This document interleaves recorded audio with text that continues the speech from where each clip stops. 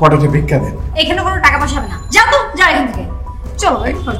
Madam 1 minute, ভিক্ষা দেন নাই ঠিক আছে, মনে কষ্ট পাইনি, তো একটা কথা জিজ্ঞেস করি, উত্তর দেবেন? কি? এই ভদ্রলোক কে? এই লোকটাকে, এই কৈফিয়তকে আমি তোর মতো 2 টাকার ফকিরকে দিব? হ্যাঁ না, আপনি তো বোধহয় রাগ করতেছেন। আমি তো এমনি জিগেলাম এই ভদ্রলোককে, আমি তো এই বেটারে কোনোদিন এনে দেই নাই।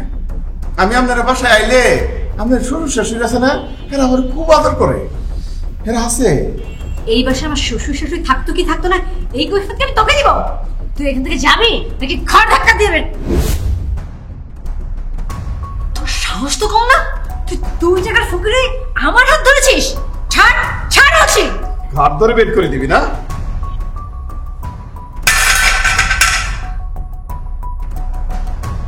কে তুই? দেখতে চাস আমি কে? দেখতে চাস? হ্যাঁ, দেখ আমি কে, দেখ, বুঝতে পেরেছিস আমি কে? অপু, তুমি? কেউ? ও আমার ফ্রেন্ডের কাজিন। ফ্রেন্ডের কাজিন?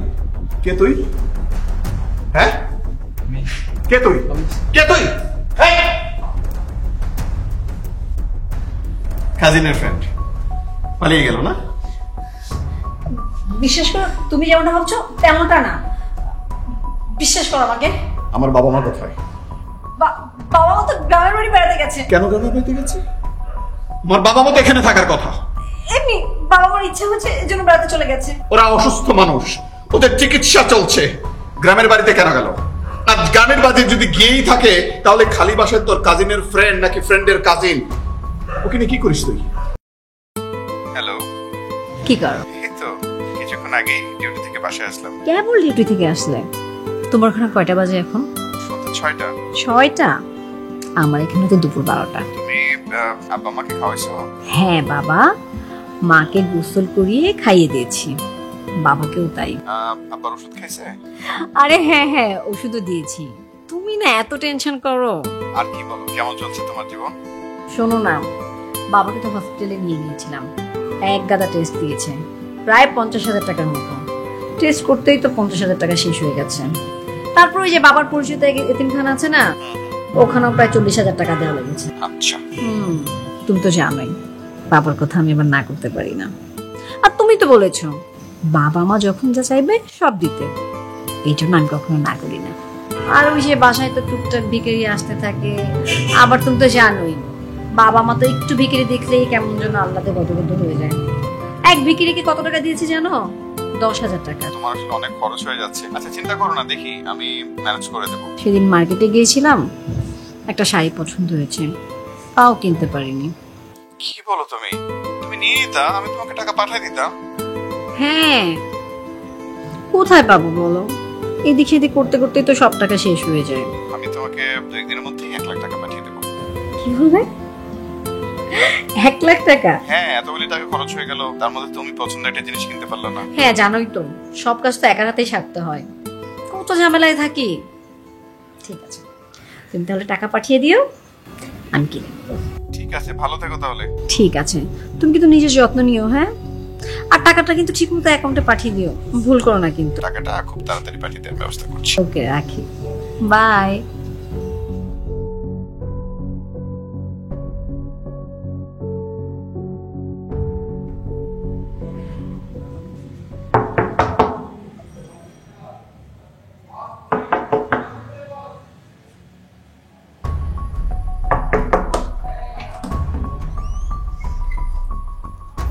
কে আপনি?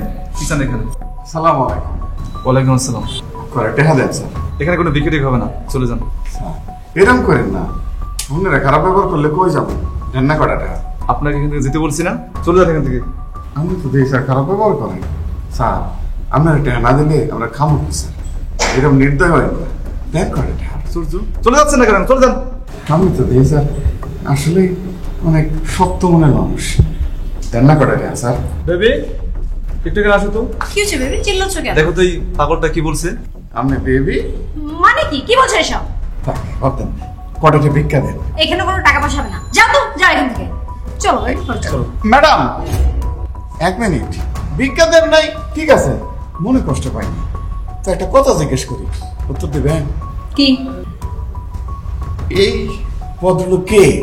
এই লোকটাকে, এই কৈফিয়তকে আমি তোর মতো 2 টাকার ফকিরকে দিব? হ্যাঁ না, আপনি তো বোধহয় রাগ করতেছেন। আমি তো এমনি জিগেলাম এই ভদ্রলোককে, আমি তো এই বেটারে কোনোদিন এনে দেই নাই। আমি আপনার বাসায় আইলে আপনার শ্বশুর শাশুড়ি আছে না, এরা আমার খুব আদর করে, এরা আছে। এই বাসায় আমার শ্বশুর শাশুড়ি থাকতো কি থাকতো না, এই কৈফিয়তকে আমি তোকে দিব? তুই এখান থেকে যাবি নাকি ঘর ধাক্কা দিবেন? তোর সাহস তো কম না, তুই 2 টাকার ফকিরে আমার হাত ধরেছিস? ছাড় ছাড় আছি। হাত ধরে বের করে দিবি না?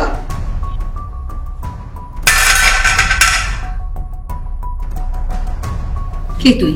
দেখতে চাস আমি কে? দেখতে চাস? হ্যাঁ, দেখ আমি কে, দেখ। বুঝতে পেরেছিস আমি কে? অপু, তুমি? কেউ? ও আমার ফ্রেন্ডের কাজিন। ফ্রেন্ডের কাজিন? কে তুই? হ্যাঁ, কে তুই? কে তুই? কাজিনের ফ্রেন্ড পালিয়ে গেল না? বিশ্বাস করো, তুমি যেমনটা ভাবছো তেমনটা না। বিশ্বাস করো আমাকে। আমার বাবা মা কোথায়? বাবা মা তো গ্রামের বাড়ি বেড়াতে গেছে। কেন গ্রামের বাড়িতে গেছে? আমার বাবা মা তো এখানে থাকার কথা। এমনি বাবা মার ইচ্ছা হচ্ছে এজন্য বেড়াতে চলে গেছে। ওরা অসুস্থ মানুষ, ওদের চিকিৎসা চলছে, গ্রামের বাড়িতে কেন গেল? আর গ্রামের বাড়িতে যদি গিয়েই থাকে তাহলে খালি বাসায় তোর কাজিনের ফ্রেন্ড নাকি ফ্রেন্ডের কাজিন, ওকে নিয়ে কি করিস তুই? হ্যাঁ, তোকে কি প্রতি মাসে লক্ষ লক্ষ টাকা পাঠিয়েছি এইগুলি দেখার জন্য? হ্যাঁ, শোনো, তুমি আসলে যেমনটা ভাবছো তেমনটা আসলে কিছুই না। তুমি ভেতরে এসো বসো, মাথা ঠান্ডা করো, আমি সবকিছু খুলে বলবো। তুমি এতদিন পরে এসেছো। একদম টাচ করবি না, হাত ছড়া। ঘরে এসো। হাত ছড়া। চা খাও, মাথা ঠান্ডা করো। আমার বাবা মার অ্যাকাউন্টে আমি 1টা টাকা পাঠাই না, প্রত্যেকটা মাসে আমি তোর অ্যাকাউন্টে টাকা পাঠাই, কারণ তুই এই পরিবারটাকে যত্ন করে রাখবি, আগলে রাখবি তাই। শোনো, বিশ্বাস করো, একটা কথা বলবি না তুই। তুমি যেমনটা বলছো তেমনটা না। তুমি কেমনটা? ঠান্ডা হয়ে বসো। কেমনটা? আমি বুঝিয়ে বলছি। তুমি এই ছেলেকে খালি বাসা নিয়ে তুই কি করিস? কি করিস? হ্যাঁ, কিসের চাহিদা তোর? কিসের চাহিদা? আমি প্রবাসে দিনের পর দিন পরিশ্রম করছি, আমি তোর জন্য টাকা পাঠাচ্ছি যেন তুই সংসারটাকে সামলে রাখতে পারিস, যেন তুই ভালো থাকিস। এই তোর ভালো থাকার নমুনা? আর বাসায় একটা ফকির আসলে তুই ফকিরের সাথে এরকম ব্যবহার করিস? তোকে তো আমি মাসে মাসে লক্ষ লক্ষ টাকা পাঠাই, একটা ফকিরকে 10 টাকা 20 টাকা দিলে তোর কি হয়? ওদেরকে মানুষ মনে হয় না? নাকি তুই এই মানে বদমাইশগুলোর সাথে থেকে থেকে অমানুষ হয়ে গেছিস? আমাকে একটু বোঝার চেষ্টা করো। কি বুঝবো তোকে আমি?